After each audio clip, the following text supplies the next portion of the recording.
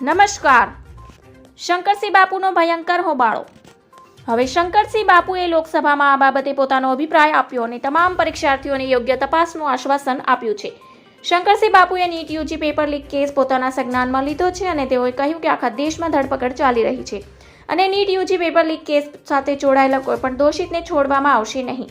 લોકસભામાં રાષ્ટ્રપતિના અભિભાષણ પર ચર્ચા ચાલી રહી છે. હાલમાં જ રાષ્ટ્રપતિ દ્રૌપદી મુર્મુએ નીટ યુજી પેપર લીક કૌભાંડ મામલે ચિંતા વ્યક્ત કરી હતી.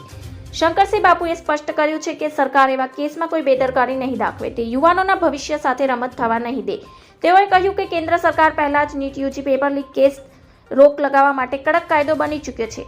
નીટના કેસમાં આખા દેશમાં સતત ધરપકડો કરવામાં આવી રહી છે. તેઓએ પોતાની સ્પીચમાં દેશના દરેક વિદ્યાર્થી, દરેક યુવાનોને આશ્વાસન આપતા કહ્યું કે સરકાર આ પ્રકારની પ્રવૃત્તિને રોકવામાં ખૂબ જ ગંભીર છે.